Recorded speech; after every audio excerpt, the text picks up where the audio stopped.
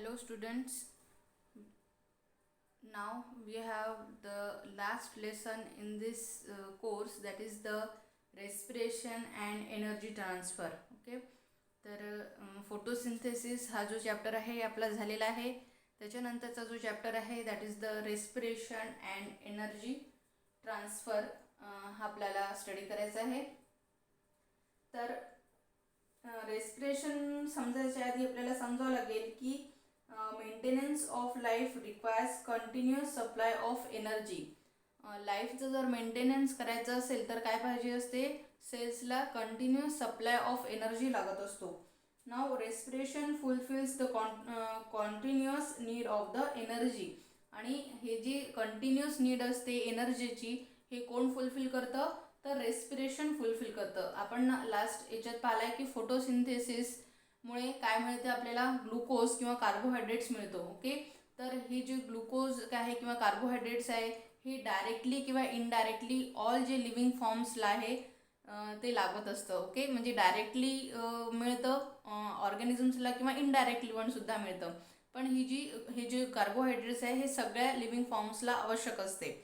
तर याचं जेव्हा हे कंटिन्युअस सप्लाय जो असतो ग्लुकोजचा किंवा कार्बोहायड्रेट्सचा, त्याच्यात ब्रेकडाऊन करूनच काय मिळत असते आपल्याला, एनर्जी मिळत असते.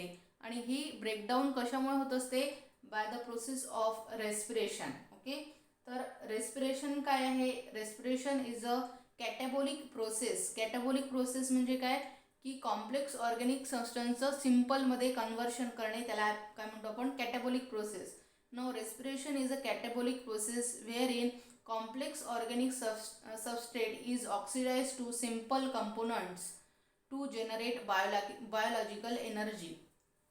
तर रेस्पिरेशन कशाला म्हणू, ही काय आहे, कॅटाबॉलिक प्रोसेस आहे जिथे काय होतं, कॉम्प्लेक्स ऑर्गॅनिक सबस्टन्सचं ऑक्सिडाइज होतं आणि सिम्पल कंपोनंट्स तिथे तयार होतात. आणि असं होताना काय होतं, तिथे जनरेट बायोलॉजिकल एनर्जी, आणि त्याच्यामुळे काय मिळते आपल्याला, एनर्जी मिळते. ओके, तर रेस्पिरेशन जर समजायचं असेल तर आपल्याला पहिल्यांदा लक्षात घ्यावं लागेल की what is mean by the photophosphorylation. तर फोटोफॉस्फोरिलेशन आपण फोटोसिंथेसिसमध्ये सुद्धा पाहिलेलं आहे.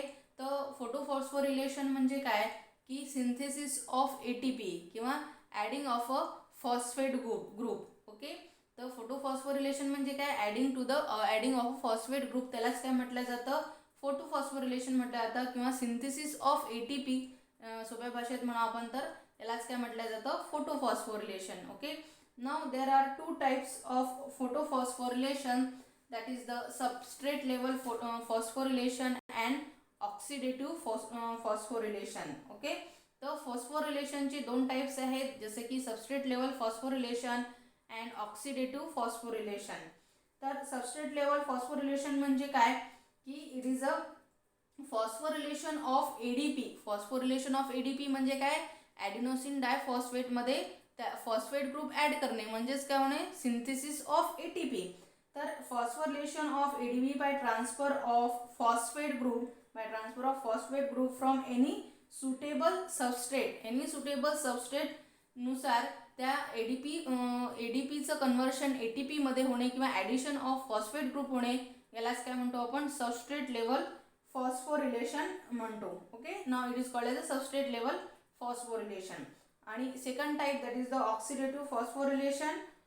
Phosphorylation of ADP using energy release during oxidation of substrate like NADH plus H ions plus FADH2 is called oxidative photophosphorylation. तर ऑक्सिडेटिव्ह फोटोफॉस्फोरिलेशन कशाला म्हटलेलं आहे की ज्यावेळेस ADPचं फॉस्फोरिलेशन होतं किंवा ATPचं सिंथेसिस होतं, कशाच्या वेळेस, जेव्हा during oxidation of NADH plus H ions किंवा FADH2 या दोघांचं जेव्हा ऑक्सिडेशन होतं आणि त्यावेळेस काय तयार होतो, ATPची सिंथेसिस होते, त्यालाच काय म्हटलं जातं, ऑक्सिडेटिव्ह फॉस्फोरिलेशन. आलं का लक्षात. तर देर are two types of phosphorylation, substrate level phosphorylation and oxidative phosphorylation. Substrate level म्हणजे काय की synthesis of ATP by any substrate level. Substrate लेवलवर जेव्हा काय होतं, ATPचं सिंथेसिस होतं, त्याला सबस्ट्रेट लेवल फॉस्फोरिलेशन म्हटलं जातं. आणि ऑक्सिडेटिव्ह फॉस्फोरिलेशन कशाला म्हटलं जातं, जेव्हा ऑक्सिडेशन होतं कोणाचं NADH प्लस H आयन्स किंवा FADH2चं त्यावेळेस जे ATP सिंथेसिस होतं त्याला म्हटलं जातं ऑक्सिडेटिव्ह फॉस्फोरिलेशन. ओके.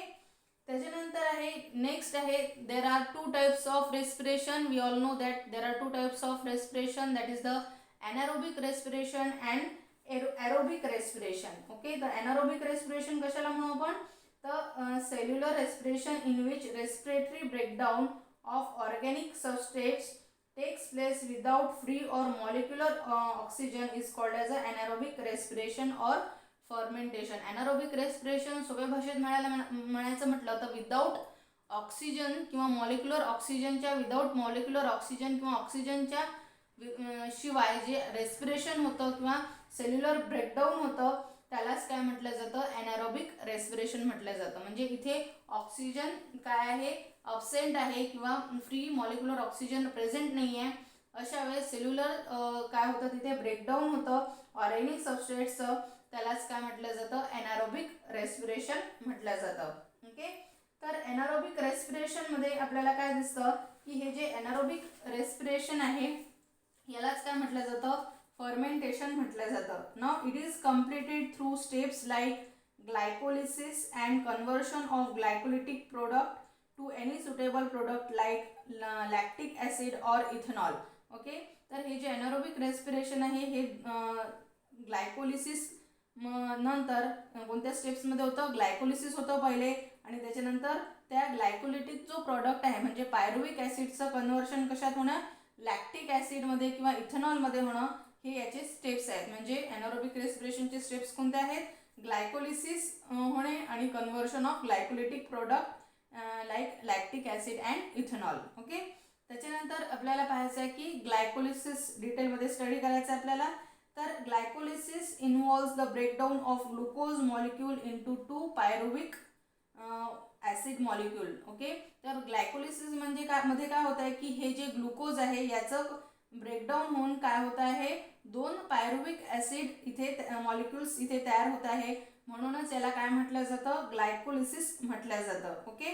तर ही जी स्टेप आहे ग्लायकोलिसिसची ही काय आहे कॉमन आहे इन ॲनारोबिक रेस्पिरेशनमध्ये आणि ॲरोबिक रेस्पिरेशनमध्ये. ओके. तर हे जे ग्लायकोलिसिस आहे हे आपल्याला ॲनारोबिक रेस्पिरेशनमध्ये पण दिसतं आणि ॲरोबिक रेस्पिरेशनमध्ये सुद्धा दिसतं.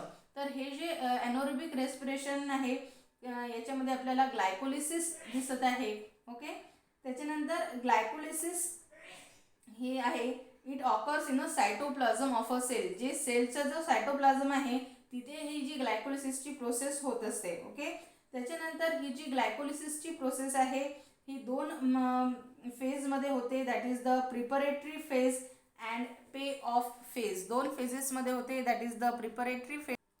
तर ही ग्लायकोलिसिस आहे ही दोन फेजेसमध्ये आहे that is the preparatory phase and the pay off phase. Okay. दोन फेजेसमध्ये होत असते.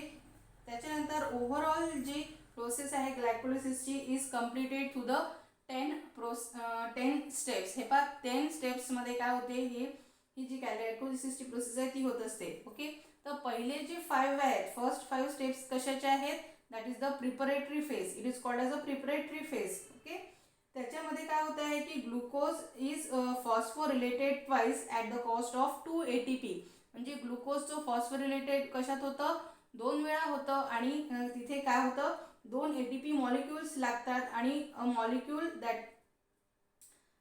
मॉलिक्यूल फ्रुक्टोज 1,6 डायफॉस्फेट इथे तयार होतो. ओके. म्हणजे ग्लुकोजचं पहिल्यांदा काय होतं 2 वेळा काय होतं फॉस्फोरिलेशन होतं ग्लुकोज 6 फॉस्फेट होतं त्याच्यानंतर फ्रुक्टोज 6 फॉस्फेटमध्ये कन्वर्शन होतं आणि त्याच्यानंतर काय तयार होतो तिथे फ्रुक्टोज 1,6 डायफॉस्फेट तिथे बायफॉस्फेट तिथे तयार होतो. Now this molecule is split to form a molecule of glyceraldehyde 3 phosphate. आता हा जो फ्रुक्टोज 1,6 बायफॉस्फेट आहे हे स्प्लिट होतं म्हणजे त्याचे 2 तुकडे होतात. हा काय आहे 6 कार्बन कंपाऊंड आहे आणि एक मॉलिक्यूल आहे. तर या फ्रुक्टोज 1,6 बायफॉस्फेटचं काय होतात 2 तुकडे होतात स्प्लिट होतं आणि 3 कार्बन कंपाऊंडवाले 2 मॉलिक्युल्स तिथे तयार होतात. कोणते that is the glyceraldehyde 3 phosphate and dihydroxy acetone phosphate. हे 2 तिथे मॉलिक्युल्स तयार होतात आणि ते किती कार्बनचे आहेत, 3 कार्बनचा हे आहे आणि 3 कार्बनचा आहे. तर हा जो फ्रुक्टोज 1,6 डायफॉस्फेट होता हा किती होता, 6 कार्बनचा. स्प्लिट होतं म्हणजे त्याचे 2 सारखे तुकडे झालेले आहेत आणि 3-3 कार्बनचे 2 मॉलिक्युल्स इथे तयार झालेले आहेत. ओके, तर हे जे आहे ग्लिसरॉल्डिहाइड 3 फॉस्फेट आणि डायहायड्रॉक्सी ॲसिटोन फॉस्फेट हे काय ॲसोमर्स आहेत, एकमेकांचे ॲसोमर्स आहेत. म्हणजे त्यांचं कन्व्हर्शन ग्लिसरॉल्डिहाइड 3 फॉस्फेटचं कन्व्हर्शन डायहायड्रॉक्सी ॲसिटोन फॉस्फेटमध्ये होतं आणि डायहायड्रॉक्सी ॲसिटोन फॉस्फेटचं कन्व्हर्शन ग्लिसरॉल्डिहाइड. म्हणजे काय ते काय आहेत, ॲसोमर्स आहेत. फक्त त्यांची जी अरेंजमेंट आहे ती बदलत राहते, म्हणूनच यांची नेम्स बदललेले आहेत. ओके, त्याच्यानंतर काय होतं की हे जे 2 मॉलिक्युल्स आहेत glyceraldehyde 3 phosphate, dihydroxy acetone phosphate is isomerized to second molecule that is the glyceraldehyde 3 phosphate. म्हणजे पहिल्यांदा डायहायड्रॉक्सी ॲसिटोन फॉस्फेट तयार झाला आणि त्याच्यानंतर या डायहायड्रॉक्सी ॲसिटोन फॉस्फेटचं कन्व्हर्शन कशात झालं, ग्लिसरॉल्डिहाइड 3 फॉस्फेटमध्ये झालं. म्हणजे काय काय तयार झाले इथे, काय तयार झाले, 2 मॉलिक्युल्स कशाचे झाले, ग्लिसरॉल्डिहाइड 3 फॉस्फेटचे. म्हणजे डायहायड्रॉक्सी ॲसिटोन फॉस्फेटचं कन्व्हर्शन ग्लिसरॉल्डिहाइड 3 फॉस्फेटमध्ये झालं आणि इथे 2 मॉलिक्युल्स कोणते आहेत, ग्लिसरॉल्डिहाइड 3 फॉस्फेटच आहेत. ओके, त्याच्यानंतर हे जे 2 मॉलिक्युल्स आहेत ग्लिसरॉल्डिहाइड 3 फॉस्फेटचं मॉलिक्युल्सचं इज आणि त्याच्यानंतर फर्स्ट फेज जी आहे that is the preparatory phase of glycolysis ends. म्हणजे ज्यावेळेस 2 मॉलिक्युल्स तयार होतील ग्लिसरॉल्डिहाइड 3 फॉस्फेटचे, त्यावेळेस काय काय होईल की पहिली जी फेज आहे प्रिपरेटरी फेज ती काय होईल, एंड होईल. ओके, त्याच्यानंतर कोणती फेज येईल, that is the pay off phase. 6th स्टेजपासून काय होईल की पे ऑफ फेज तयार होतील आणि जे बोथ मॉलिक्युल्स आहेत ग्लिसरॉल्डिहाइड 3 फॉस्फेट, ओके, हे ग्लिसरॉल्डिहाइड 3 फॉस्फेट आहेत, तर हे कन्वर्ट होतील 2 मॉलिक्युल्समध्ये that is the 1,3 bi phosphoglycerate. याच्यामध्ये कन्व्हर्शन होईल त्याचं ग्लिसरॉल्डिहाइड 3 फॉस्फेटचं कन्व्हर्शन कशात होईल, 1,3 बाय फॉस्फोग्लिसरेट मध्ये होईल. Okay, by oxidation and phosphorylation, oxidation होईल आणि फॉस्फोरिलेशन होईल आणि 1,3 बाय फॉस्फोग्लिसरेट इथे तयार होईल. Okay, here phosphorylation is brought about with the help of inorganic phosphate not ATP. हे जे फॉस्फोरिलेशन झालेलं आहे हे कशाने झालेलं आहे, इनऑर्गॅनिक फॉस्फेटनी झालेलं आहे, ना की एटीपीनी झालेलं आहे. ओके, त्याच्यानंतर 1,3 बाय फॉस्फोग्लिसरेट जे मॉलिक्युल्स तयार झाले आहेत, म्हणजे 2 मॉलिक्युल्स इथे तयार झाले आहेत. हे पण इथे 3 कार्बनचे 2 मॉलिक्युल्स, हे पण ग्लिसरॉल्डिहाइड 3 फॉस्फेट ह्याचे पण काय 2 मॉलिक्युल्स आहेत. तर आता हे जे 2 मॉलिक्युल्स तयार झालेले आहेत 1,3 बाय फॉस्फोग्लिसरेटचं, याचं हे कन्व्हर्टेड होतात 2 पायरुविक ॲसिडमध्ये. ओके, याचं कन्व्हर्शन 2 पायरुविक ॲसिडमध्ये होईल through a series of reaction accompanied with the release of the energy. आणि सिरीज ऑफ रिॲक्शन होतील म्हणजे 1,3 बाय फॉस्फोग्लिसरेटचं कन्व्हर्शन 3 फॉस्फोग्लिसरेटमध्ये होईल, त्याच्यानंतर 2 फॉस्फोग्लिसरेटमध्ये होईल, त्याच्यानंतर 2 फॉस्फो इनॉल पायरुवेटमध्ये कन्व्हर्शन होईल आणि त्याच्यानंतर लास्टली काय होईल, पायरुविक ॲसिड मिळेल. म्हणजे 2 मॉलिक्युल्स ऑफ पायरुविक ॲसिड इथे आपल्याला मिळतील. तर हे जे एनर्जी रिलीज झालेली आहे हे यूज केल्या जाते for the production of ATP. एटीपीचं प्रोडक्शन इथे किती होतं, 4 एटीपी मॉलिक्युल्स इथे तयार होतात by the substrate level phosphorylation. जे आता आपण पाहिलं सबस्ट्रेट लेवल फॉस्फोरिलेशन म्हणजे काय की सबस्ट्रेट लेवलच्या वेळेस सबस्ट्रेटपासून जेव्हा फॉस्फोरिलेशन होतं त्याला काय म्हटलं जातं, सबस्ट्रेट लेवल फॉस्फोरिलेशन. तर इथे काय दिसते आपल्याला ग्लायकोलिसिसमध्ये की 4 एटीपी मॉलिक्युल्स प्रोड्यूस झाले आहेत bye the substrate level phosphorylation. Okay, तर या ग्लायकोलिसिसमध्ये काय दिसतं आपल्याला की ग्लुकोजचं कन्व्हर्शन कशात झालेलं आहे, 2 पायरुविक ॲसिड या मॉलिक्युल्समध्ये झालेलं आपल्याला इथे दिसत आहे. ओके, आता ही जी ग्लायकोलिसिसची प्रोसेस आहे ही एकदम टाईट कंट्रोलमध्ये असते आणि याचा जो रेट आहे तो कशावर डिपेंड असतो, अपॉन द एटीपी आणि अदर जे फॅक्टर्स आहेत त्याच्यावर याचा रेट डिपेंड असतो. ओके, तर याचा जो रेट आहे तो हे कशामुळे कंट्रोल केला जातो, by the complex interplay between the ATP consumption. ATP consumption कसं आहे त्याचं, त्याच्यानंतर NADH2 रिजनरेशन, NADH2चं रिजनरेशन कसं आहे, त्याच्यानंतर regulation of various glycolytic enzyme, glycolytic एन्झाईमचं रेग्युलेशन कसं आहे, जसं की हेक्झोकायनेज, PFK1 पायरुवेट कायनेज, एक्सेट्रा हे जे ग्लायकोलिटिक एन्झाईम आहे ते कसे आहेत सेल्समध्ये, त्याच्यावर सुद्धा ह्या ग्लायकोलिसिसचं काय आहे रेट कंट्रोल असतो. ओके. त्याच्यानंतर it is also control by the hormones. जे हॉर्मोन्स असतात त्याच्यावर पण ग्लायकोलिसिसचा जो रेट आहे तो डिपेंड असतो. जसं की ग्लुकॅगॉन अँड एपिनेफ्रिन आणि इन्सुलिन याच्या हे जे हॉर्मोन्स आहेत हे सेल्समध्ये किती प्रेझेंट आहे ते पण काय करत असतात, त्याचा ग्लुकोजचा जो ग्लायकोलिसिसचा जो रेट आहे तो डिपेंड करत असतो त्याच्यावर. ओके. त्याच्यानंतर हे जे ग्लायकोलिसिस आहे हे काय आहे, ओनली सोर्स ऑफ एनर्जी आहे production in the erythrocytes. Erythrocytes या ज्या सेल्स असतात यांच्यामध्ये एनर्जी प्रोडक्शनसाठी ही फक्त सोर्स आहे. त्याच्यानंतर रेनल मेड्युलामधले जे सेल्स असतात त्यांच्यासाठी सुद्धा, ब्रेन आणि स्पर्म हे जे सेल्स आहे यांच्यामध्ये एनर्जी प्रोडक्शनसाठी फक्त ग्लायकोलिसिसच असते. ग्लायकोलिसिस शिवाय त्याचं सोर्स ऑफ एनर्जी त्यांच्यामध्ये नसते. ओके. त्याच्यानंतर जसे प्लांट टिश्यूज आहेत मॉडिफाईड, जसं की जे स्टोअर करतात स्टार्च लाईक पोटॅटो. आता potato mainly depend upon the glycolysis for the energy production. म्हणजे याच्यामध्ये जे स्टार्च जे स्टोअर केलेलं आहे प्लांट टिश्यूमध्ये त्यांचं कन्व्हर्शन एनर्जीमध्ये होण्यासाठी सुद्धा कोणती प्रोसेस आवश्यक असते, दॅट इज द ग्लायकोलिसिस. ही जी प्रोसेस आहे ती आवश्यक असते. ओके. त्याच्यानंतर हे मसल्समध्ये काय दिसतं आपल्याला की NADH प्लस H जे प्रोड्यूस होतात ते पुन्हा काय होतात, NADH आणि H हे जे प्रोड्यूस झालेले आहे त्याच्यामध्ये काय दिसतं आपल्याला की ते रिऑक्सिडाइज होतात NAD मध्ये by donating 1 proton and 2 electrons to the pyruvic acid. Okay. आणि हे जे NADH आहे NADH2 आहे यांचं पुन्हा रिऑक्सिडेशन होतं NAD मध्ये आणि ते काय करतात, एक प्रोटॉन आणि 2 इलेक्ट्रॉन्स कुठे देतात, पायरुविक ॲसिडला देतात आणि त्याच्यामुळे पायरुविक ॲसिडचं कन्व्हर्शन कशात होते, लॅक्टिक ॲसिडमध्ये होते. ओके. त्याच्यानंतर हे जे स्केलेटल मसल्स असतात हे usually derive their energy by the anaerobic respiration. जे स्केलेटनमधले जे मसल्स आहेत त्यांच्यामध्ये एनर्जी कुठून मिळते, बाय द एनारोबिक रेस्पिरेशनमध्ये. ठीक आहे.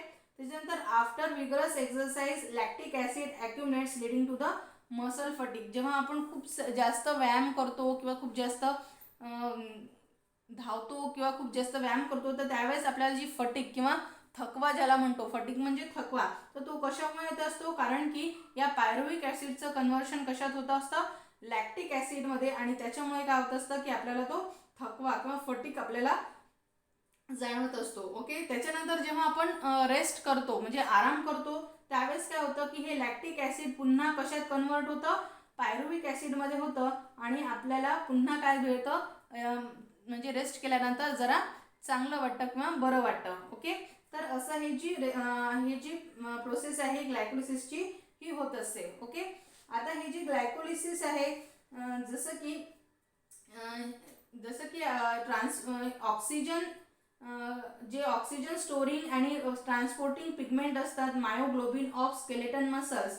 तर मायोग्लोबिन ऑफ स्केलेटन मसल कशाचे बनलेले आहेत, 2 मसलचे बनलेले आहेत. जसं की रेड म्हणजे डार्क मसलचे are richer in myoglobin than white muscles. White मसल्समध्ये पेक्षा डार्क मसल्समध्ये मायोग्लोबिन जास्त असते. म्हणूनच रेड जे फायबर्स असतात ते युटिलाइज करतात ऑक्सिजन आणि स्टोअर्ड इन अ मायोग्लोबिन. मायोग्लोबिनमध्ये ऑक्सिजन स्टोअर करतात आणि तिथे काय होतं, कंटिन्यू एनर्जी प्रोडक्शन होतं for prolong period by the aerobic oxidation of the glucose. Aerobic oxidation होतं म्हणजे काय की ऑक्सिजनच्या प्रेझेन्समध्ये तिथे काय होतं, तिथे त्याचं प्रोडक्शन होत असतं. Okay. This enables to perform sustain work over a long period. त्याच्यामुळे काय होत असतं की तिथे ऑक्सिजन असल्यामुळे खूप जास्त प्रमाणात आपण काय करू शकतो, कामं करू शकतो.